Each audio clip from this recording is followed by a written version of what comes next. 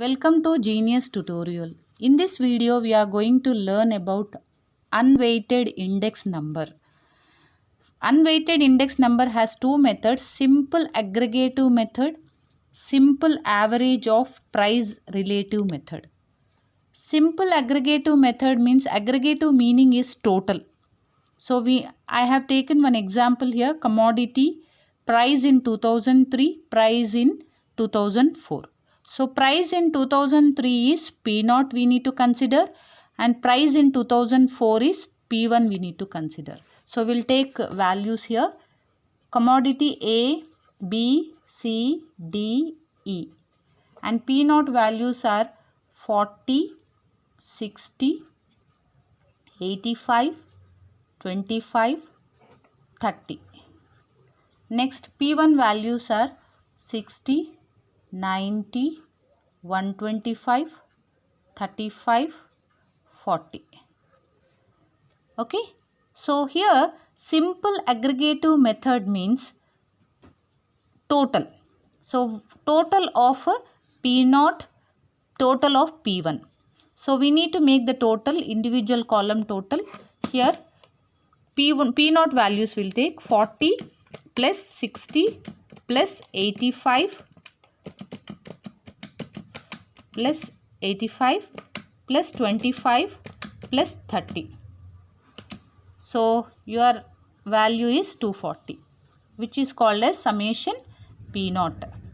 Now P1, 60 plus 90 plus 125 plus 35 plus 40, 350, summation P1. So here total we need to take individual column totals we need to take it, and now we'll go to the formula.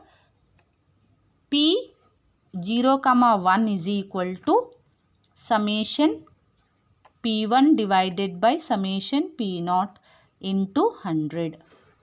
Okay. So summation P1 value is 350 divided by summation P0 value is 240 into 100. The answer is 350 divided by 240 into 100 is equal to 145.833. Okay. Now the second method is simple average of price relative method. Here the same example I am taking. Here commodity A, B, C, D, E. Price is 40, 60, 85, 25, 30. P1 values are 60, 90, 125, 35, 40. So the difference between this method and this method is, here simple aggregative method means we have to total the individual column and then we need to go for the division of these two values.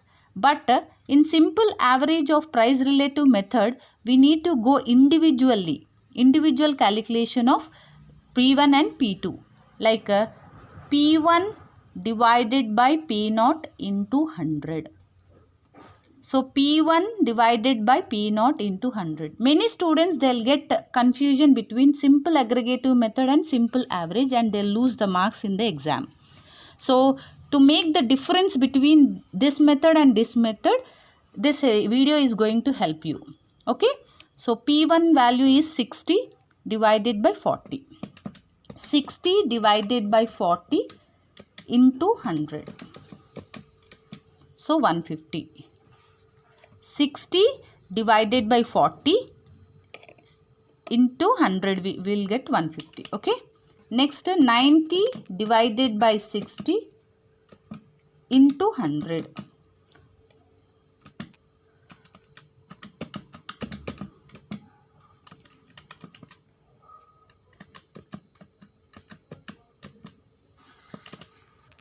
$90 divided by 60 into 100. Okay. So 150 your answer is. Now 125 divided by 85 into 100. So 147.05. Next, 35 divided by 25 into 100. 140. Next, 40 divided by 30 into 100. 133.33. So after getting these values, then we need to add the value summation P1 divided by P0 into 100.